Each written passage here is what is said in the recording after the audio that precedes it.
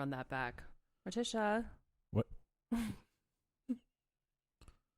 Please focus on the episode, not your beautiful cat. She's right next to me, though. She's so beautiful. Hi, Andrew. Hi, Taylor.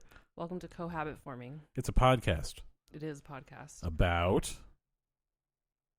Living together while you're Oh, divorced. right. Sorry. I was making sure it hadn't changed formats while I wasn't paying attention. No, this is a podcast entirely about the Supreme Court. Boring. No, very interesting. Very interesting. They all should be killed. The interesting about them. We're going to talk about all the ways we would do it. I just said the interesting about them. The interesting about them. The interesting about me is that I should be fucking killed for not being able to speak the language I was born into.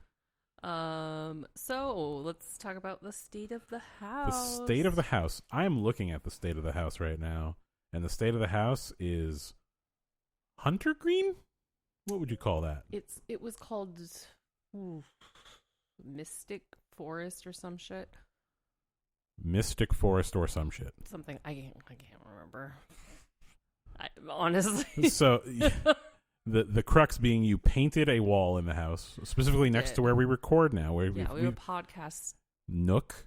Yeah, let's say that. Alcove, whatever you want to call it. So we have a spot that is more conducive to recording, I would say. We have a new computer that's handling the ones and the twos. We have a desk situation of sorts. We still have a cat producer, though. Don't worry. We have multiple cats doing the actual roaming around, actually around us currently, doing all the heavy lifting. But yeah, it's a whole new setup. So I think that's cool. It shows commitment. Yeah, it is commitment. We got a bunch of ring lights over here too. And if there's one thing that this podcast is about, it's about commitment.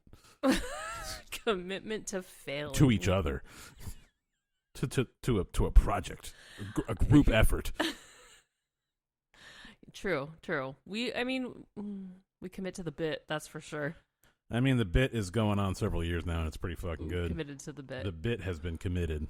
So you have a sticker on your car. I have stickers on my car, and I did see that our San Diego listenership has gone up. So the stickers are working. If anyone wants a Cohabit Forming sticker for their car, DM me. If you're my real friend, you're going to not only put a sticker on your car, but you should at least repost us on Instagram, friends. If you're friends. A fake friend too. I can't say family because I don't talk to them, but friends. Fake friends. Don't be fake friends. Or if you want to be a fake friend but still support the podcast, I'm not going to stop you. It's free to repost us. It's free to tell a friend to listen to us, to say, hey, these two idiots, I know them. You've listened to them and they're inane bullshit because we need to have a group chat behind their backs. That's fine. Hate listen. But tune in. Also, the podcast is free for now. Yeah, well, no, we're going to have a Patreon, and it's just where you do feet stuff. This... I forgot you didn't read. You did not get that part of the brief. Someone left a whole carton of strawberries out. Hope I don't walk over them barefoot. Oh, exclusive things where Andrew does feet stuff. It's gonna be great. It's gonna be disgusting. You should be vomiting already. Just the thought of it. Yeah, it's gonna be great. Yeah, it's almost ready for me to start my OnlyFans too because my bruise is almost faded now. So I can just show my ass on the internet. Yeah, some people might be really into that. You should have taken photos. The injuries, and just be like. I did take pictures of my injury. What I will call the SVU side of the business. They might be. This guy's a real sicko, like really into that stuff. I don't know. That's my iced tea impression. You're welcome. But yeah, it's almost faded. Just have my as my son calls it, my DIY BBL. Yeah, the DIY BBL, but it's like it's a BBL that's limited to one very specific location on the body. The BBL decided to just like, no, here's fine. It migrated. Yeah, it all concentrated in one spot. They specifically did a BBL of like, you didn't pay for the whole butt, so we're doing like 14% of it, and that's gonna be up and tight. Another state of the house. We're working on some stuff. I'm making a website for us. Yeah. We're going to have some of our own playlists on there. We're creating playlists by us so you can get into our head and understand why we are the way we are, maybe based on music, some book recommendations, movie recommendations, stuff like that. Media. Andrew has trouble picking favorites. Yeah, of course. I mean, dude, okay. He doesn't want any movies to feel left out. Well, movies is one thing because I only like one movie.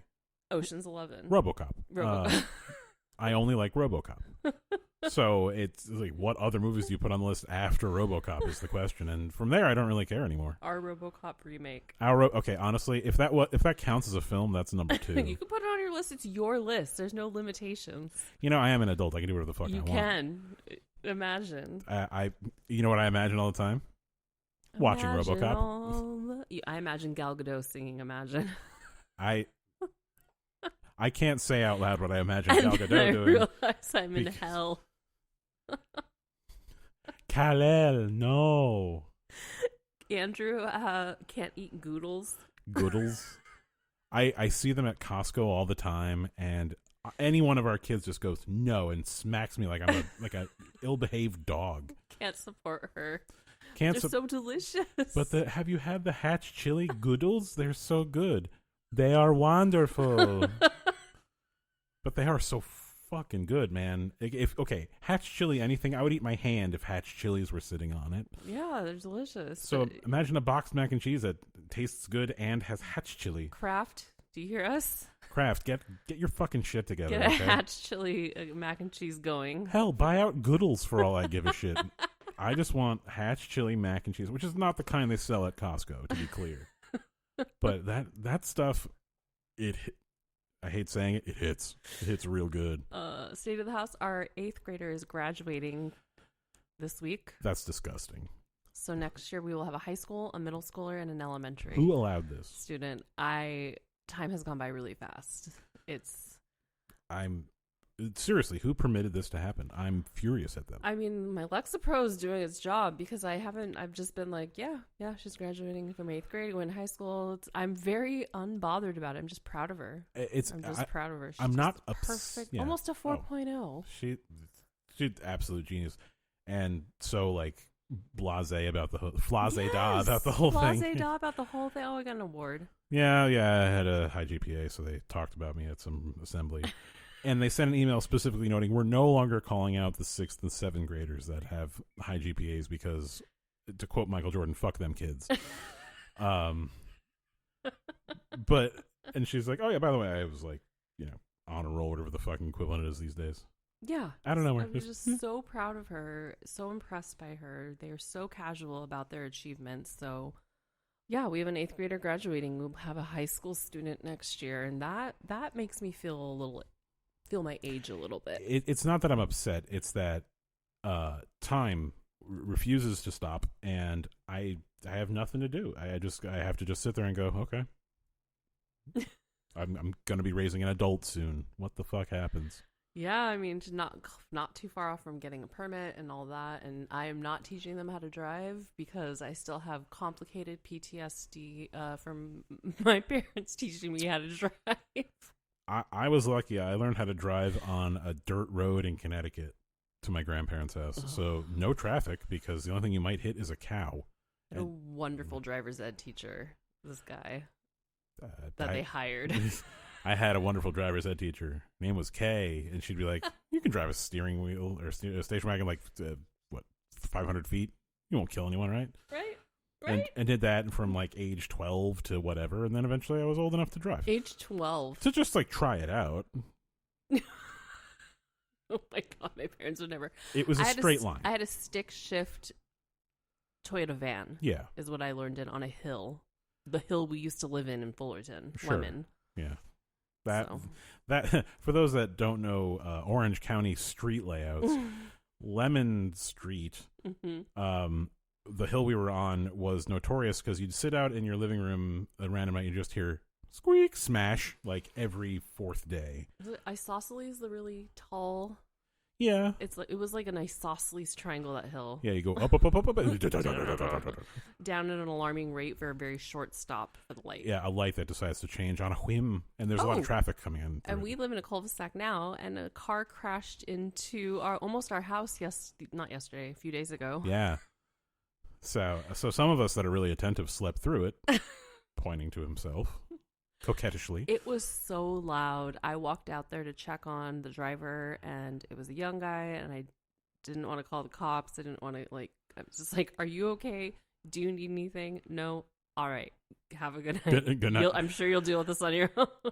have a good night. Have the best night you can. As your car is belching steam from the radiator cracking, just like, have a good night. I felt so bad. I'm like, I'm not calling cops for this. So as long as you're okay, man, like, okay.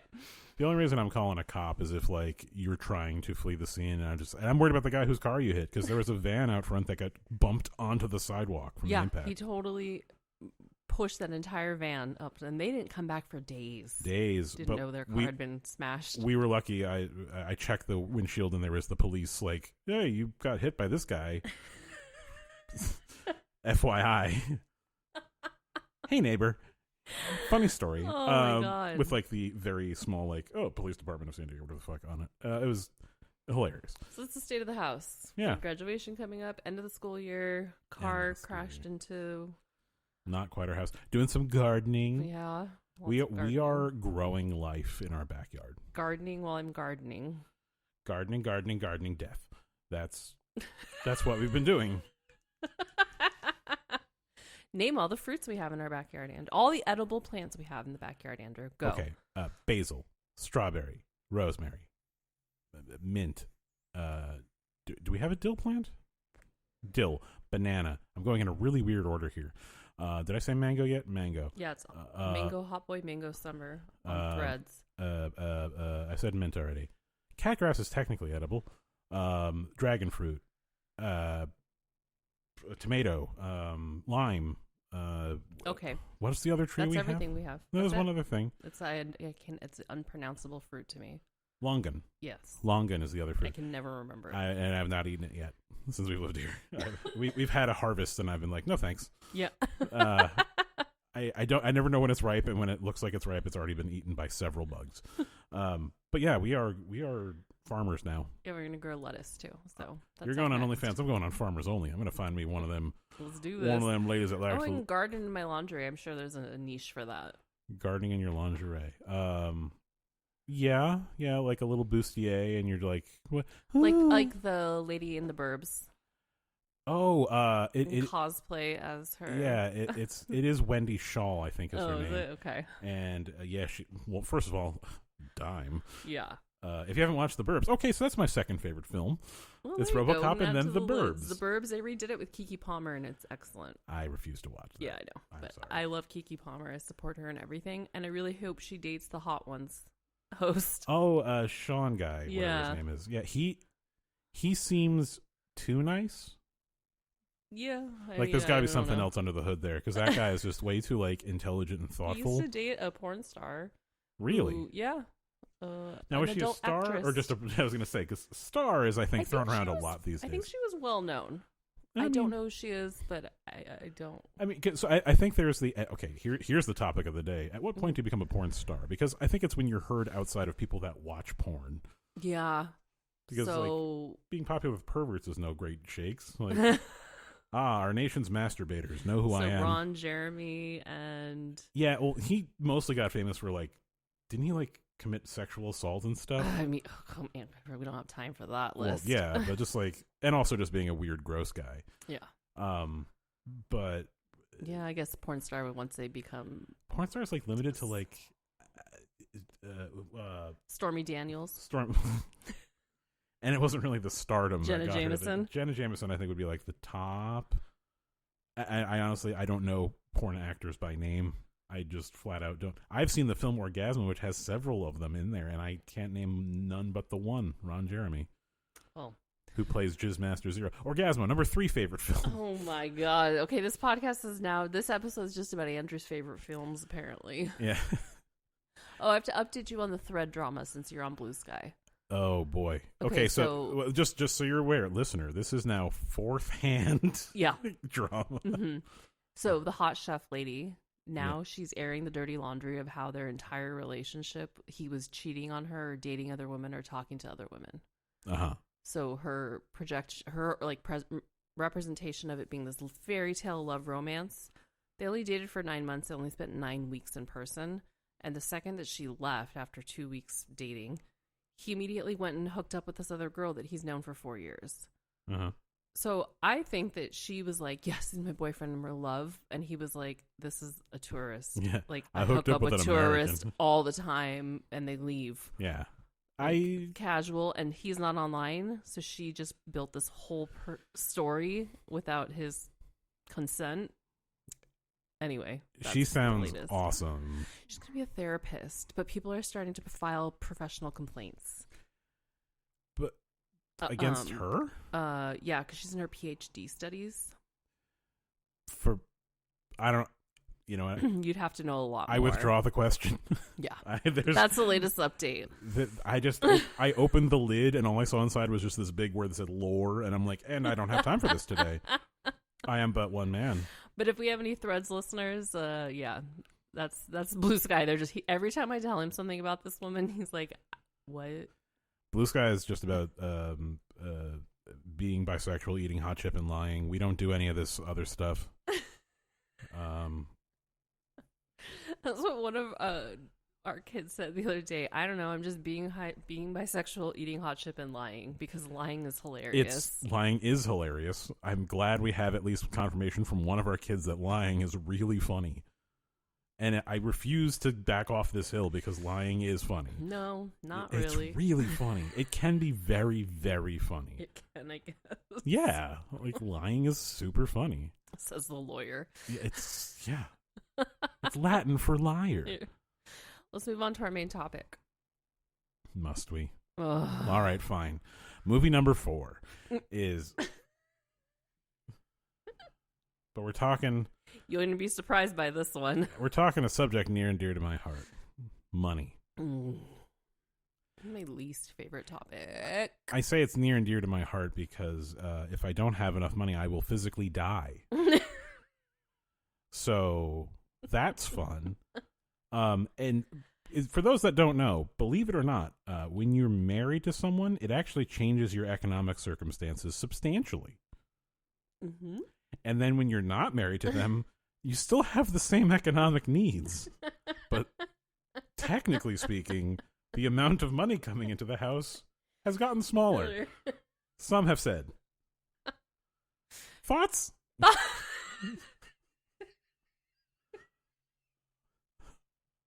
Questions, comments, concerns? Anyone? Feedback?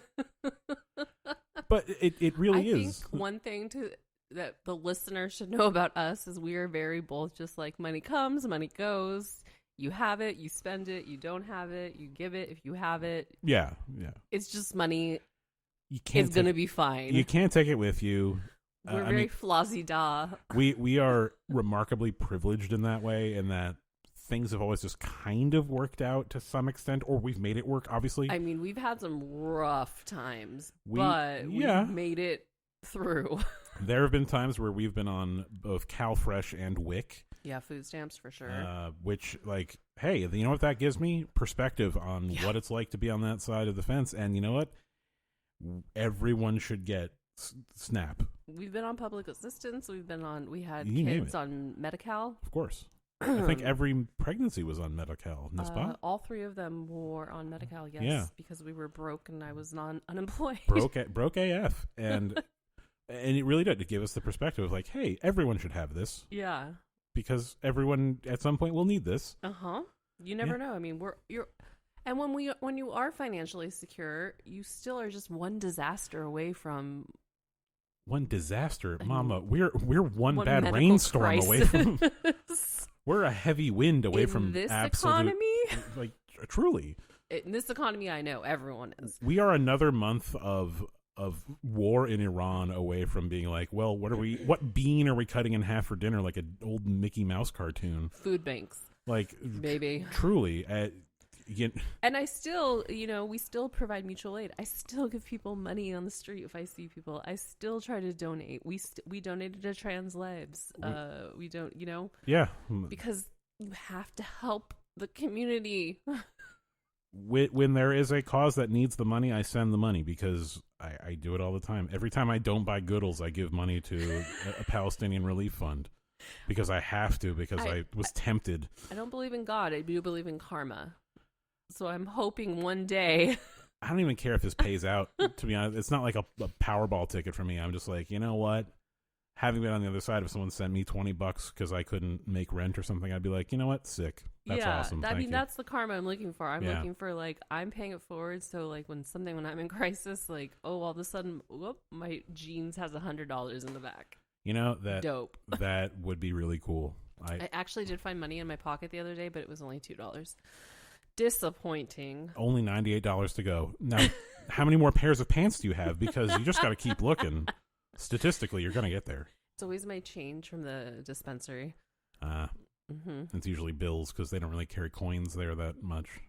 Yeah, no, they don't. They're coinless. Yeah.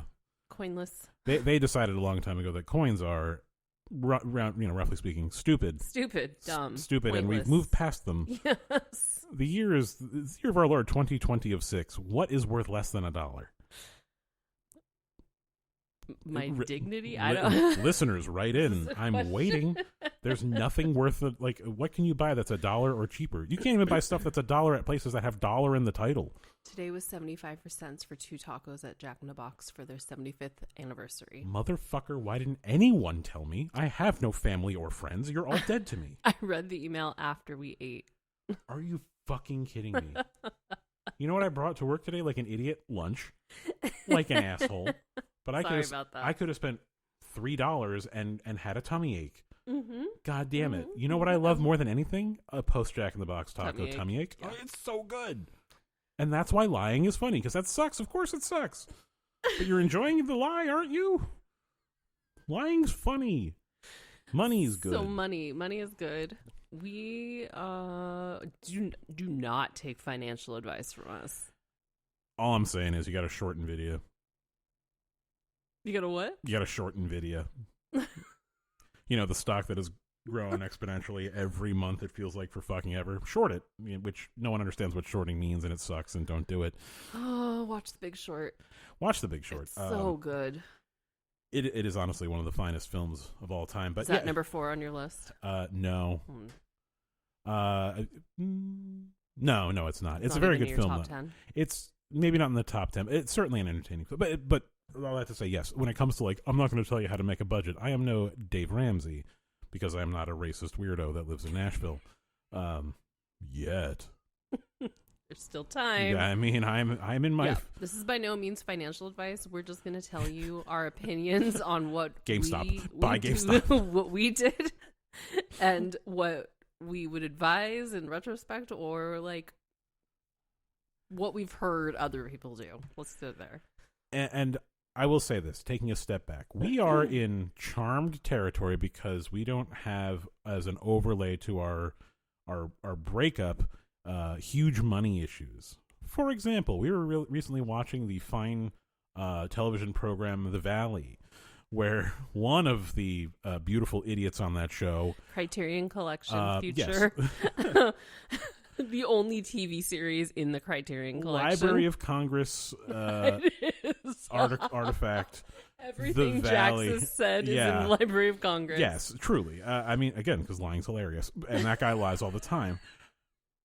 That said, one of the, like I said, the hot dummies on that show was Justin and Michelle. Or Jesse Michelle. Sure, whatever. They have names, apparently. I don't pay attention to any of that. The only one that matters is Lala. Let's be real. Lala is queen shit all the time. Love Lala. Lauren but, from Utah. Yeah, so the ex-spouse at one point took out was it a PPE or an SBA? It was an SBA loan for $300,000 and just didn't say anything about it, and then totally reneged on the loan. Just like spent it, didn't see any realization from it, and now has to pay it back, and they're in the middle of divorce proceedings. Holy shit, that seems like a reason to fucking leave someone. Yeah. In and of itself. Yeah, and all he ever did was spend their money. And we didn't do any of that shit. We just didn't. No. Oh my God, no. No. Okay, one of my greatest regrets is not committing PPE loan fraud during the COVID pandemic, because that shit was so easy to do, and we didn't do it, and I feel like a fucking idiot. Jesse did it. And now he just has, Well, no, he did an SBA loan. Not PPE was a separate thing where it got forgiven. He did that too.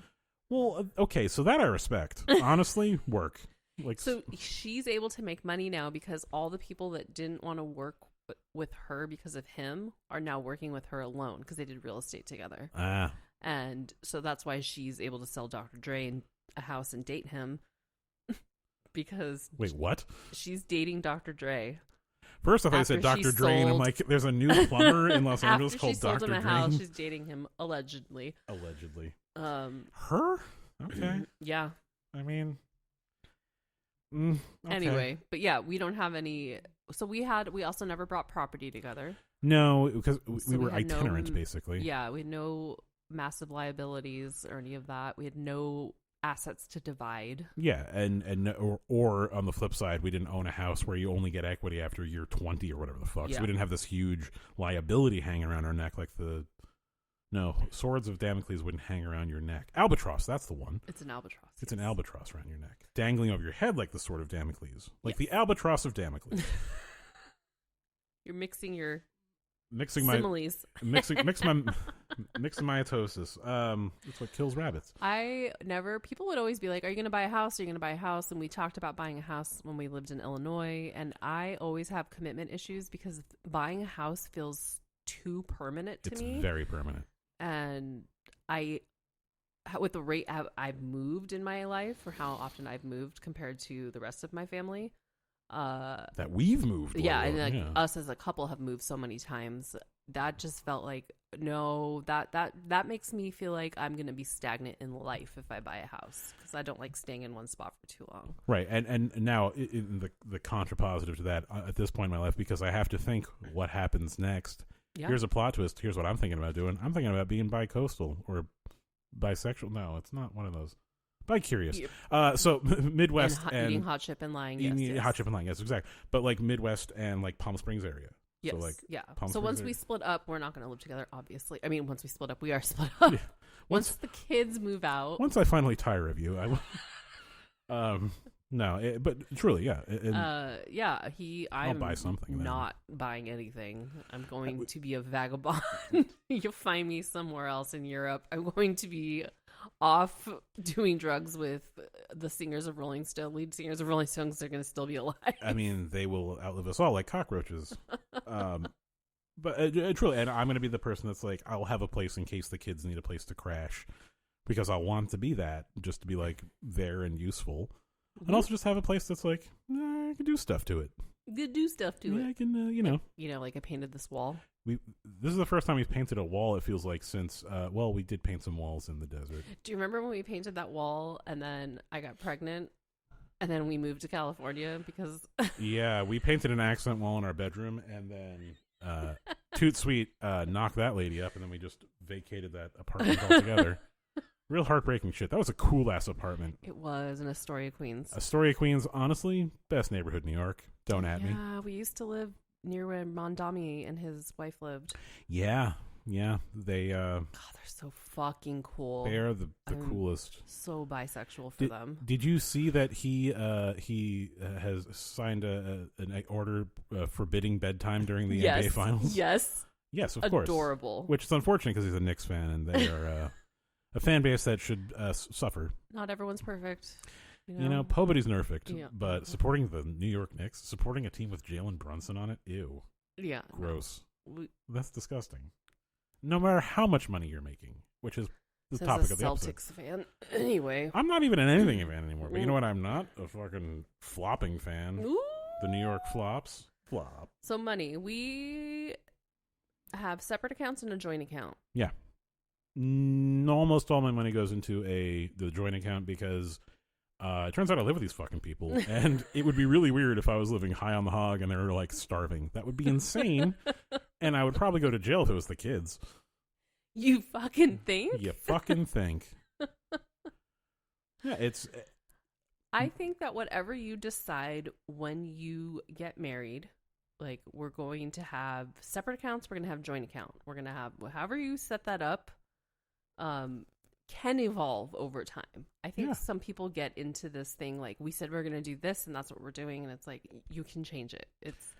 Well, what if I ask for a separate account now? They're going to think, well, who cares? Like you're your own person. You can start your own separate account without letting them know if that's the thing. But you realize like the rules are made up and the points don't matter. It's whose line is it anyway? Yeah. Like, if you decide tomorrow that you want to do everything entirely differently, if you want to eat dessert first as a family, you know what's going to stop you? Fucking nothing. Or like, what is it called when you get a prenup during your marriage? A postnup. A postnup, yeah. Yeah. I think that for people who are in situations where money is coming in, one becoming more successful, if you need to protect yourself, protect yourself.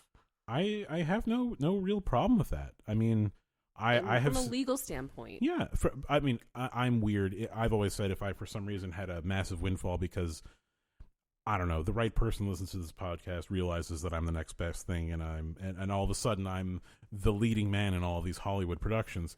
Stranger things have not happened, but even so, you get half. Because yeah, it's I know. Only possible you because and I of you. Are very, but the thing is, like, you and I are very of the mind, like, everything we have is for our kids. Oh, exactly. Like, we don't drive extravagant cars. I drive the coolest car, I'll have you know. It is a 2016 Chrysler Town and Country. The most extravagant thing about our cars is we have personalized plates. Leather seats, bitch. It's paid off, bitch. Most of those seats are intact, bitch. Some of those seats have operating equipment, bitch. Yeah, I think the most extravagant thing about our cars is our personalized plates. They're both absolutely. Used cars. Cheap, not extravagant. The most extravagant thing about your car is the area rug in the front. You have a cherry, like, little bath matty type thing on the passenger seat floor, and it is like, ooh, luxury. Do you know why I have a cherry bath mat in my floorboard, my passenger seat? I have a guess. Chic. Does it have anything to do with my darling cat? It has everything to do with your darling cat that pissed all over my floor mat so much that washing it 3 times and with a million different combinations couldn't get the smell out. For those of you that we've talked about pets, for those of you that don't have pets, cat piss cannot get out of things. It's so he just hypothetically speaking, how many times would you have to rinse off a fork before you used it again if it got pee on it, right? There is no amount that the will limit get. Does not exist. Yeah, there's no amount, right? You're throwing out the fork. The same thing, but for stink on anything that a cat pissed on, you cannot get rid of it. I've tried everything. I tried. So now I have a very adorable little cherry throw rug. It's so funny. In the passenger seat for my floorboard. It's so fucking funny to go in there and just be like, cute. Everyone gets in, they're like, oh my God, that's so cute. And I'm like, yeah, whimsy because my cat's a shithead. You know, the best things in life happen because of limitations, not because of true creativity. It's because of the restrictions that you become a much more advanced person. So I bought that. I didn't get another mat. I was just like, I'll just go to TJ Maxx and get a bath mat. It's fine. And you know what? We don't have that. We have a really good rent situation. We have rent control. Okay, so we have a good rent situation that when I tell people that don't live in San Diego how much we're paying for rent, you'd think I told them that I'm giving up blood. Like literal blood to pay for it. We pay a lot compared to the Midwest. Everywhere. We pay a lot. Like, we pay a lot. But we live where we live. We have a 5-bedroom house. A 5-bedroom house with a 15 to 20 minutes everywhere in San Diego. A backyard, and we're walking distance to 2 supermarkets. And a 3-car garage with a washer and dryer and 2 fridges. All that shit. I bought the dishwasher, but baby, I'm going to leave it here. So, like, I paid a few $100 to have a dishwasher for a few years. We're walking distance to a grocery store, 2 grocery stores. And I mean, when I say walking distance, a 2-minute walk. Yeah, no. If we walk a little further, we're walking distance to like 5. So people were shocked by our rent? They were shocked by the rent because San Diego, for those that don't live in San Diego, is the most expensive place ever. I don't care what you say about the Bay Area. You at least have the salaries to match it. Yeah. We don't. That's very true. It's a very limited job market. We are plebes down here when it comes to dollars and cents. You get paid more in L.A. and you pay less in L.A. Yeah, okay. What the fuck is up with that? I do live 20 minutes from the beach. We live 15 on a good day. You are paying the San Diego tax of being in the finest city in America. The finest. The finest. And I can't argue with it. No, I can't either. I've lived a lot of places, and San Diego is amazing. And that I think that's a very key thing for those of you that are looking to navigate your own future divorce, because you make it sound so luxurious and glamorous. Make sure you can both agree on a place to land that mutually works to everyone's needs. Yeah, I mean, you had said early on in our marriage that you wanted to live in San Diego. It was somewhere that you had talked about. We had talked about living here. And then when you got the job here, it was like, oh, cool. It's the time that I'm not living with it. Right. Somehow San Diego falls into his lap and it's like, well, I'm living in sunny Anaheim. Yeah. But now I'm here. So it's all great. Now you're here. And it's... And that was a financial decision. That was very much financially motivated because you know what's more expensive than one rent? Two rents, yes. Even if they're both relatively cheap. We both had good paying jobs. Yeah. And I hadn't been laid off yet, so I still had a job, a good paying job, and was going to commute from San Diego to Orange County because it just made better financial sense. Obviously, I wanted to be with my kids all the time. Sure. But it made financial sense for us to have one rent, one utility bill, one internet bill, all of that. One grocery bill. Yeah, all that shit. We were just throwing money away in gas and... Everything that 1 year. Because, I mean, to see the kids, I have to drive to Orange County, or you have to drive to San Diego. Awful. And it turns out that gas got really fucking expensive. And only one of us has a vehicle cool enough that takes ethanol. Oh, yeah, I know. Laughs in E85. So I think we live pretty modestly. We don't, like, have designer label things. We are... How many times have you pointed out that my t-shirts are full of holes? Is it all the time? I think it's all the time. Because, you know what? Because you're not poor... So, like, your t-shirts shouldn't be threadbare. But, counterpoint, I haven't had to buy a shirt in some time. I can see your nipple. No, you can't. Oh. I've got an undershirt under here. What you saw was a spaghetti stain. Now who's the idiot? Yeah, it's me. I'm a slob. I'm not a pervert. God. How dare you? I'm not horny, I'm hungry. The thing I yell every time I go into Burger King. Every time. I'm not allowed. I'm not allowed there. He's not allowed there. They're like, oh, it's this guy again. It's Mr. Horny for burgers. I'm not horny. I'm hungry. Here comes Mr. Slut. Yeah. Burger slut? You bet I am. I think that if you're getting divorced, cut your costs as much as you can because divorce is expensive. It truly. And I think... And consult a lawyer if you have any animosity whatsoever. Yes. I mean, even the slightest hint of animosity, consult a lawyer. Yes, we are, I get it, charmed situation in that things work. We work out as well together as we do. We genuinely enjoy each other's company. We genuinely care for each other. When we say we don't hate each other, we mean it. It's like, don't hate each other is so underselling it, I think. Yeah. Like, it's like, clearly, it's like, that's, damning with faint praise type shit. Yeah. I mean, the other day we had a lovely Sunday date. We did. We went to friend date. We went to a nursery, and I will leave it at that because if I think about what happened with ordering coffee or a burrito, I'll just get mad. We went to a nursery and we got coffee and breakfast burritos and a plant, and visited the nursery cats, saw one eating a lizard tail that was still moving. It was lovely. It was a hell of a day. It was charming. Hell of a start to the day. But we have this beautiful fern that I'm staring at right now. Yeah, Francis Bacon the Third. It looks cunty as hell. It's such a good fern. It's very tropical looking. It's like Jurassic Park up in this bitch. Except the dinosaurs are all little cats. So, okay, back to financial advice. But, yeah, don't buy a $40 fern, but it is making me happy. Right. It was $40, though. But that, I think, is a lot. I mean, people... Yeah, do we have a rainy day fund that we can weather any economic storm? Oh, fuck no. Precarious. Precarious as hell. Who does in this time, though? That's rich what people. I'm saying. Rich people. Yeah, the very wealthy. Yeah. Eat the rich. That's all. And we spend money on the things that improve our life or make us happy. And it's mostly spoiling our kids. And it is being mostly alive. spoiling our kids. We buy dumb crap for them all the goddamn time because we love them and we want them to be happy. And it turns out they mostly are. Yeah. It's funny because they have such restraint because I'll say like, oh, do you want this? We'll get this. And they're like, okay, that's it. I'm good.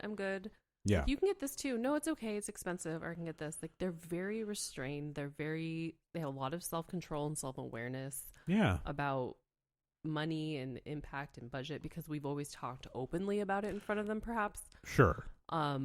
Yeah, like we've have a chore chart and they get paid and they know how much things cost and they kind of have a grasp on we don't do that because it's expensive or we're not going to do this they understand it. Right. And they understand our financial position, I think, pretty well. Like the other day, one of them was like, we're not like rich. I'm like, no, we're comfortable. We are middle class, yeah, as it is historically known. Like, I work for a living. Yeah. I don't have investments. Like, we bought something for one of their friends that needed something. Yeah. And it was like, your friend needs what? And their parents didn't want to buy that for them. And it was nothing like, their parents couldn't have. It was just something that they didn't support because of reasons. Let's just say we were doing a solid. So we said, of course we can buy that for your friend. Absolutely. It'll be here tomorrow. Yeah. And we have the luxury of being able to afford to do that. What do I always say to the kids? If your friends don't feel comfortable at home, if they just need a place to stay, if for some reason you know someone that like they don't have a guaranteed meal, like a hot meal at home, we will feed them. Please we will feed them to the point where they are bursting at the seams, of course. There is this online discourse about like moms who send the other friends' kids home because they don't want to feed them. And you and I are both the kind like manja. Like I can't imagine sending their friends home being like, I don't want to feed them. We're like, please eat, take leftovers. Did you want this? So like there's a cultural, like I know in like Scandinavia, if you go to a friend's house and they eat dinner, the friend who's visiting does not eat dinner with that family. To me, that sounds, and I mean this in the nicest way to all you Norwegians and Swedes out there, insane. You're criminally insane people for acting that way. That is so bizarre. We are going to eat. You sit in the living room. What the fuck? Pull up a plate, motherfucker. Are you kidding me? I don't understand that. Why? Oh, you will eat at home? Yeah, I'm sure they could. It's very cold. It's very cold. It's very cold. No curiosity as to maybe what's something else going on behind the scenes. If you're just... Who's upset? Were they going to eat 2 dinners? They're going to overeat like a fucking goldfish and explode? Oh, Lord. What the hell? That... No, and for me to badmouth the Norwegians, that takes a lot. That takes a shitload. Okay, so you recently hung out with a bunch of lawyers, telling them about our divorce again. Right. At a wedding. Any of them have any financial concerns? Honestly, not a single financial concern was raised. I mean, to be fair, all of them know me. This group all know me compared to the last group. Right. They. I mean... If anything, they were just interested to sear. I'll just start making up words as we go. To hear and see how things were going. Because they do know you. They know that we have kids. They remember the kids. Yeah, well, they babysat the kids. For the most part, fondly, yeah. Mm-hmm. And so, like, give them the, hail and hearty, all things going well. Smooth sailing through calm seas. Everyone's relieved. Excited, even. Right? It's like, oh, things are going well then. Yeah. Why wouldn't they? And what did I say? Did you tell them about the podcast? Well, they know about it. Well, did you tell them to listen? The people that need to know about the podcast to listen know about the podcast to listen. I'll put it that way. One committed to saying that he would listen, and I trust him implicitly. So... want the feedback. I want to know if you're listening to it and enjoy it. Yes. But it's... Economics have to be an overlay for every relationship, and that is, I think that is not... big step back. We live in a society that doesn't like to talk about uncomfortable things, and it's very fucking bad. Yes. That we don't talk about things like divorce, economics, and death. Yeah. We don't talk about any of those fucking things, and they're all very intimately connected. Yes. And this makes relationships worse, period, the end. Yes. I'm all right. Well, thanks for tuning in. That's my soapbox. That's the end of the podcast. I just solved it all for you. You're welcome. Yeah, I think that we had uncomfortable conversations. How we were both bad at money. We both were bad at budgeting. We're both bad at spending. Impulsive spenders, kind of just, and we had to deal with that and work through it. And there was a lot of shame around money. Sure. And with my parents, my mom she was a crazy budgeter. I mean, just all about living within your means and always preaching it to me, but in like the most angry, punishing way ever. So, I naturally rejected it because it's coming from her. Preaching it to you in the sense that the Catholic Church preaches at you. Yes. It was very that. And I mean, she's not wrong.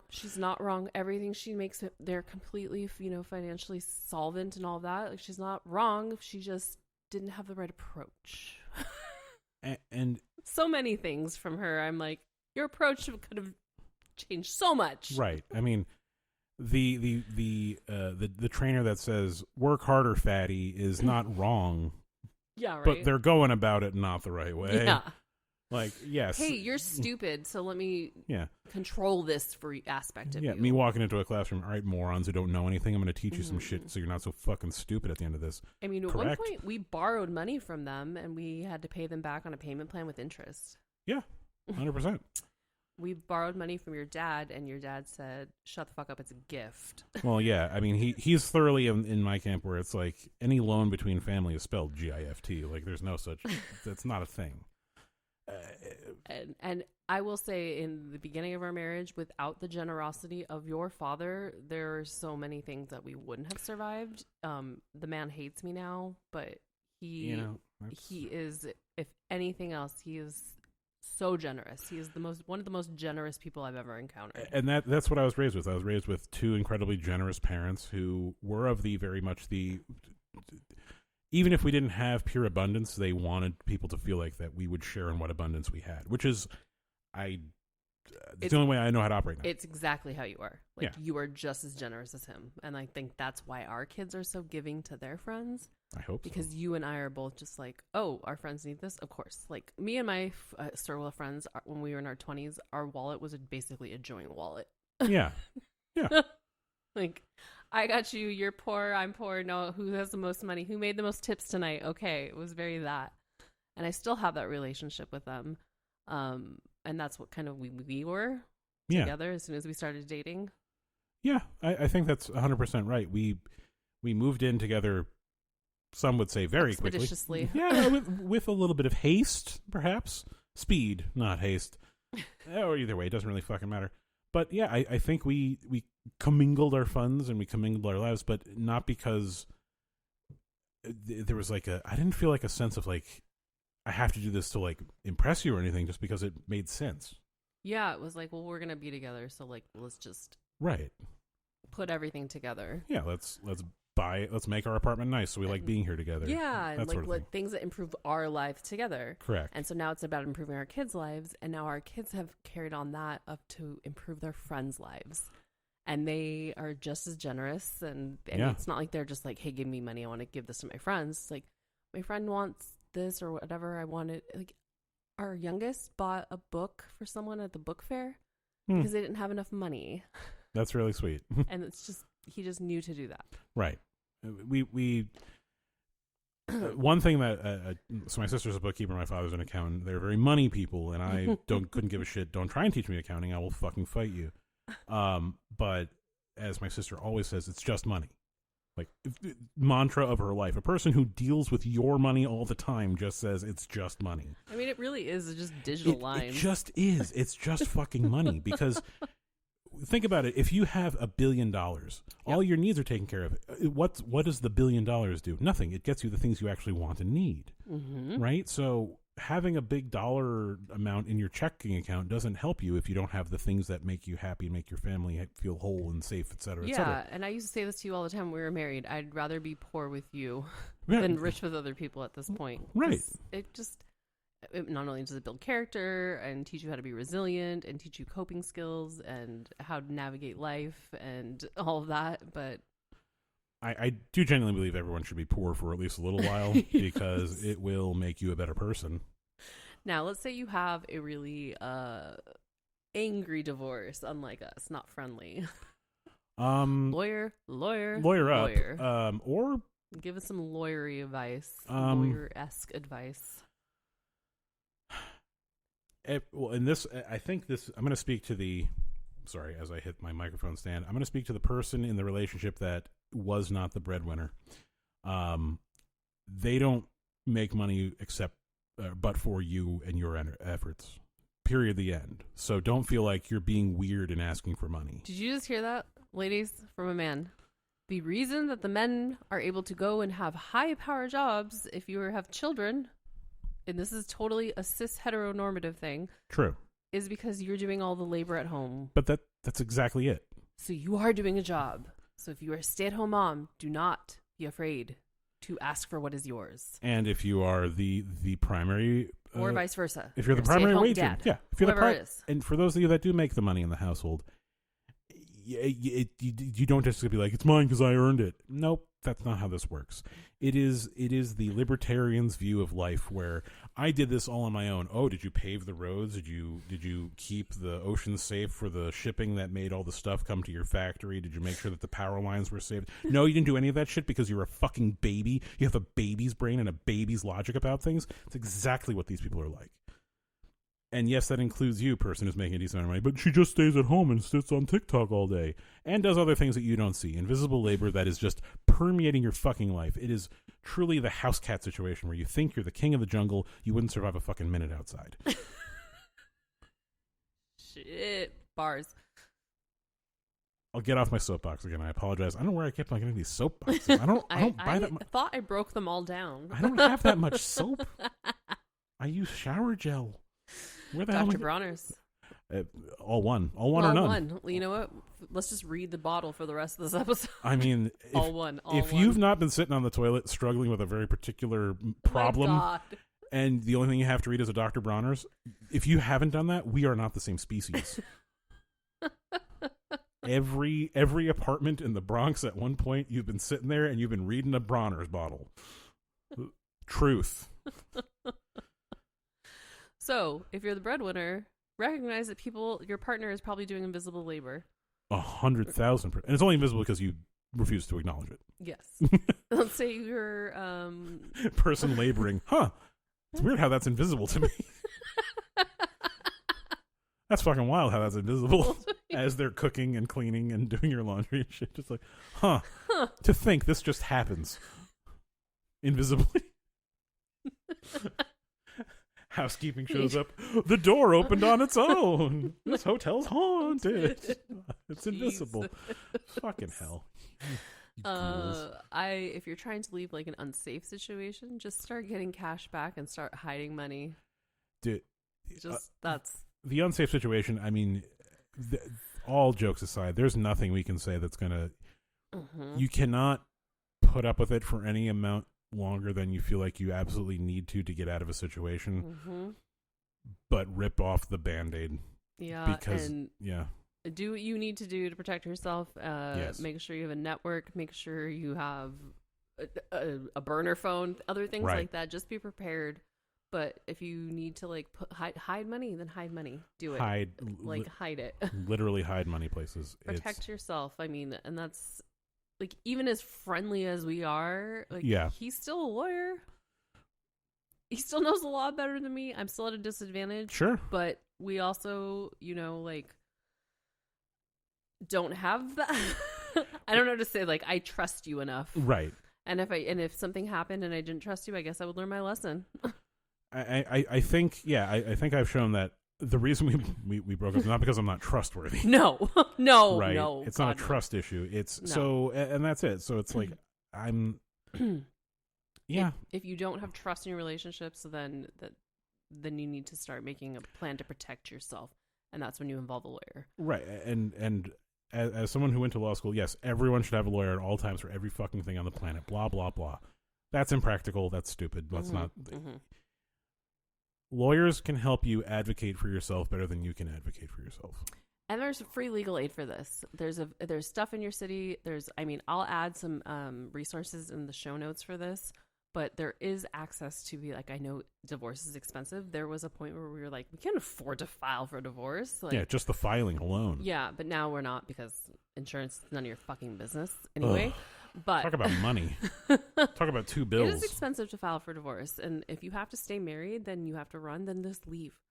It's literally just paperwork at that point.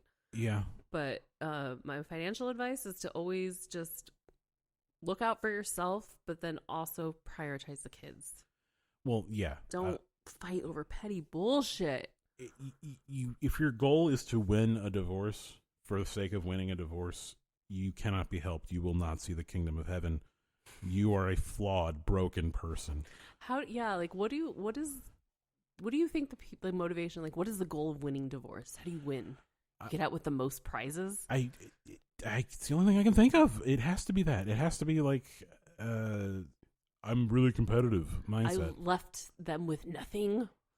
To what end? Yeah, exactly. To what end? Even if the person was, again, with obvious exceptions of like someone who's Domestic horribly abusive, violence, etc. yeah, all that aside, but if it's just irreconcilable differences and I want to rake them over the coals, my brother or sister or other sibling in Christ, what is happening in there? And in there, I mean your brain. Something's not working in there right. I don't care how bad that person is or was or your mental image of them is. That shouldn't be your primary motivation is revenge. Right? That's fucking weird. If it was just that much fighting, I would just be like, whatever you want, just make it end. Just make it end at that point. These people, like, so on the Valley, their divorce went on for 3 years because he wouldn't sign the paperwork because he was so in debt and didn't want to, like, be responsible for Right. It's like, well, we were married at this, which, like, okay, inverse logic of the it's your money, whether or not you actually worked, but at the same time, flip side, it's your debt too. It sucks. And she said, she was like, you know what? I'll take the debt. Just sign the papers. Just sign the papers. Yeah, he was just torturing her at that point, and that I don't understand. There are tactical reasons why you don't get divorced immediately. We're in the middle of those tactical reasons because it is expensive to be. If you don't have good health insurance through work, mine's good. Tra-la-la. For the purposes of if Kaiser Permanente is listening, we are married as fuck because we legally are. Still. Yeah, we are. We are legally. It's like there's no requirement you have to do the things of marriage to qualify for spousal benefits. Kaiser Permanente doesn't give a shit. They still have my maiden name on there. They don't give a they still have an address from like 17 moves ago on there. Yes, they do. They're like, oh, do you still live with your parents? Yeah. For me, it's like, do you still live in Palm Desert? It's like, I haven't had Kaiser Permanente in Palm Desert since 2019. They're looking at my 2006 records. 20 years ago. Yeah. They're on a whole other fucking wavelength. If you have money in your account that's burning a hole in your pocket, send some to Kaiser's IT team because they apparently are understaffed and don't have the resources necessary to fucking fix anything. They're like, we've updated your address again. And I'm like, I bet you have. Bullshit. I'll bet you have. I bet, girl. Sure. Let me get you updated my address. For the 7th, 12th, 175th. No way. But they do get Gray's gender and preferred name right every time. Every time. Fantastic. I mean, as far as the practitioners, no notes. As far as the back office function, nothing but notes. My God.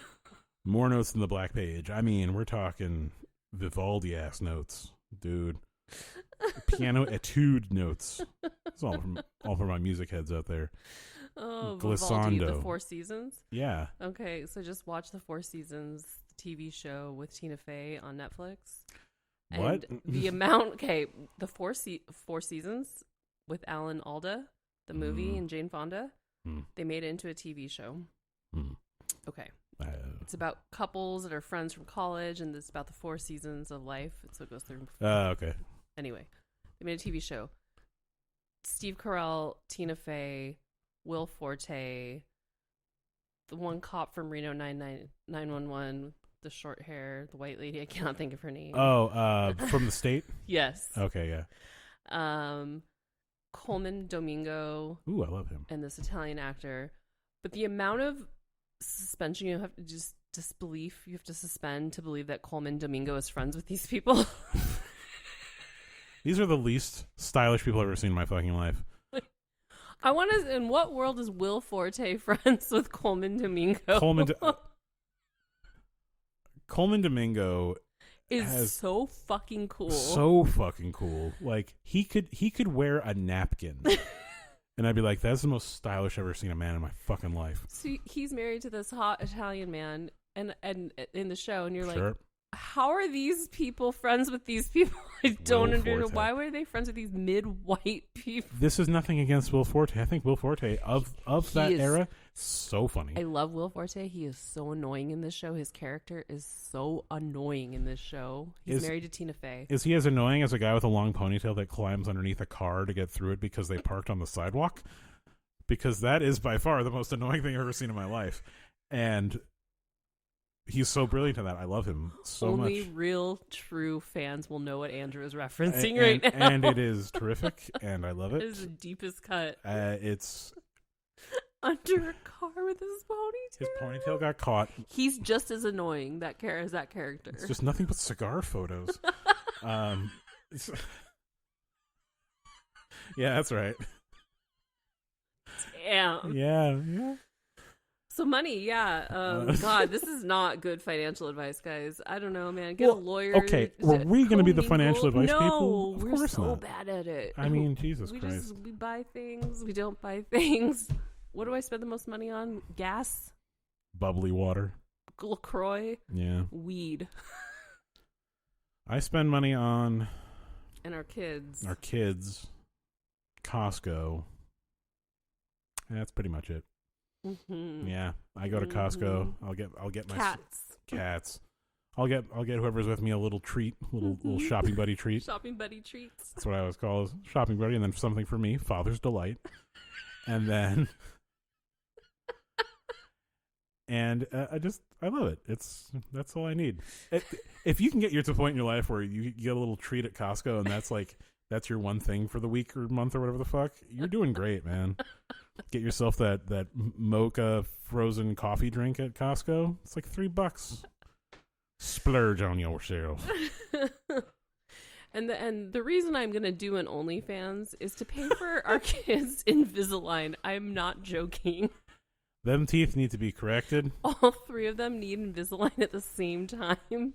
And that is a huge financial undertaking, guys. Yeah, I'm going to have a brief sojourn on OnlyFans to pay for Invisalign. So if you want to donate to the Invisalign fund, you can subscribe to my OnlyFans.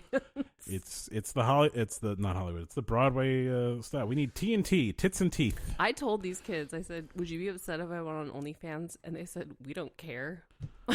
I couldn't One give a of them shit. said sex work is work. Correct. Wow. Not only correct as fuck. That is truly the definition of woke. That's woke. That's woke AF, dude. Sex work is work. Yeah. Hell yeah. Would you guys care? No. No. It's a job, ain't it? Yep, that's basically what all 3 of them. Yeah. Is it any more or less exploitative than any other type of work? No, not at all. Not really. No, I felt more exploited at beep than I would doing. It was Disneyland. God, I felt exploited there. I wouldn't doubt it. Oh, 16-hour days. My gums would start bleeding from the stress of being yelled at so much during Haunted Mansion Holiday. Imagine, if you will, being the type of person that screams at a Disneyland employee while you're on Haunted Mansion Holiday, the most whimsical fucking thing you could ever experience. I kid you not. It is. I went there on the first time as a 30-year-old man. I was the most thrilled I had been since I was a wee boy. And now imagine screaming at a teenage girl about that. I wasn't a teenager, but... Well, screaming at a young woman about that. Yeah. But I'm sure there are teenage girls that get screamed at there, too. Yeah. I mean, because the line is so long, and you're putting out the stanchions, and you're doing the switchbacks for the line. Yeah. And putting up the fast pass. Whatever we were doing, it was wrong, and the line was too long, and it was our fault that a ride from the 60s or early 70s was fucking slow. Like... It's your fault that people are there before them. And it would break down all the time because there's so much stuff happening during the holiday one. Yeah. So we had techs that were like sitting in our break room just for all the stuff that would break. So then oh my God. My gums started bleeding from the stress of working at Haunted Mansion Holiday. That is not okay. I don't think I've ever had gum bleeding stress. I've had heart palpitation stress, but never gum bleeding. The second time I had that was when I worked at the Marie Callender's during Thanksgiving pie season. That'd be stressful. Oh, it was stressful. People want their pies, God damn it. It was intense. You lost my order? Screaming. There was no order. That Dutch apple, figment of her imagination. She wanted it so bad. She thought. She put it out there. That was last year, Carol. You really wanted to come and place an order, and you didn't, and you just convinced yourself that it happened. You wanted it to be real so badly that you tried to manifest it. Think about that. 2 of those jobs, the lowest stakes jobs. And I was so stressed out about them. I've had much higher stake jobs where the cops were called because of protesters. And I was like, People want their goddamn treats, Taylor. They want their goddamn treats. Father's delight. Father's delight. Oh, I don't get my sour cream pie. Fuck you, bitch. I'll shoot up every one in this Marie calendar. Pop, pop. Holes in the potato soup. Leaking all over the floor. Oh, I can't go on Haunted Mansion holiday? I'll set this whole place on fire. God. I'll kill you, skin you, I'll wear you, I'll become you. I'm you. I'm running the ride The now. amount of times I was called a fat bitch when I worked at Disneyland. It was just like, okay. The only thing you should oh my God, I'm fat. And I know I'm a bitch, but like, I also know I'm fat. Like, okay. The only thing you should call a fat bitch at Disneyland is maybe some of the Ursula? No, like some of the things you see on the train where you're going through like the American West and then the dinosaur. Like that Stegosaurus is one fat bitch. Junk in the trunk, auga, respectfully. But other than that, like maybe if you get a really big sandwich, look at this fat bitch. Oh my God. Of a sandwich. So dumb. So dumb. All the time. I'm like, it doesn't, I don't even hear it when someone says something like that to me. But okay. You fat. Oh no. You must be confused. You must be lost because that don't make a lick of fucking sense, sir. First of all, I am a hater and a bitch above all. Well, all that to be said, I think the important thing with money is that it is impermanent and fake. It's impermanent and fake, and if you have it, spend it, and if you people need it, give it to them. And when you're in divorce, just give up. Just give the fuck up, man. Don't fight. You know what? Our divorce advice combined: give up. You don't matter. Surrender. You don't matter. Give up. It's over. You will never. You will die alone, and it's fine. Go get treats, because today I took one of our kids to go get treats, and it was great because they had a bad day, and you was like, you want to go get a treat? Let's go get a treat. Get treats. Well, our middle child started their period, and I was like, let's. You know what? You know it's an honor rate. The first thing you have to do, go pick out what your ice cream flavor is going to be for this time of the month. Yeah. So let's go. You can't take it with you. Ultimately, at the end of the day, and I'd rather it be seen used for good and to make someone happy than to just be like a line item on a ledger somewhere. Mm-hmm. That sucks. That sucks. Make it benefit someone. Yeah. And if you get to see the benefit because it's someone that has your face because you birthed or sired them or whatever the fuck, and it makes it all the better. That's on them. And if you have like a really hateful ex, donate it to something that would really piss them off. Yeah. Find who they hated the most in high school and see if they work at a business and only shop there for whatever the fuck it is. I don't care how many cars you have to buy from the Lexus dealership. Find their fucking enemy and grind it into. I know they said no revenge, no economic revenge, but this is good revenge because that's like, funny. No, this is not. No, you have all the money you want, and then sew raw chicken into their mattress before you leave. Next episode, we get into how to sew raw chicken because I've subscribed them to all the Scientology publications. So my brain went immediately into like you're using the chicken as like fabric and you're sewing into the chicken as opposed to just putting the chicken and sew it in. Put it in there and sew it in. I'm like, how do you do a seam on a chicken breast? I'm gonna hem this chicken real quick. Literally, my first thought is like, okay, so are you using the machine or are you going hand on this one? You probably need like the heavy duty like. And you take a tuna can. Yeah. And you only open it partially. Only cans. And then put it somewhere, like in their heating vent. But then you've wasted tuna. We're on a budget here, lady. In this economy? That's a tuna can. That's like a meal and a half right there.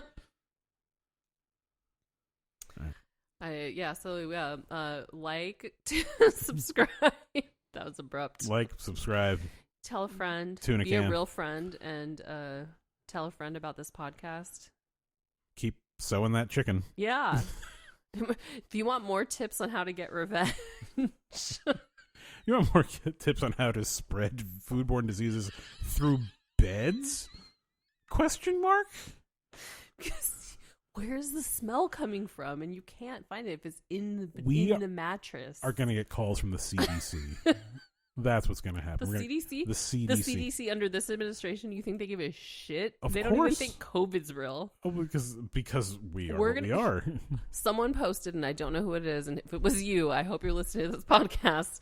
They said, we are moments away from RFK recommending cigarettes for stress. I'm just saying that Lucky Strike is good tobacco. And it's so true. It's good for your T-zone. That's T for tobacco and T for taste. It's toasted. 4 out of 5 doctors recommend Chesterfield cigarettes. Our son always says 5 out of 5 doctors say I'm funny. 5. I talked to 5 real doctors. And they said that cigarettes are cool as fuck. They said you look really badass when you smoke cigarettes outside the high school. Really close to RFK's recommending them at this point. I can't do an RFK, but... Stop trying on the mic. You gotta workshop that. No. Okay. So thank you for listening. We will be back next Thursday with a new episode. I'm not going to tell you what it's about because I don't know. I genuinely don't know what it is either. Goodbye.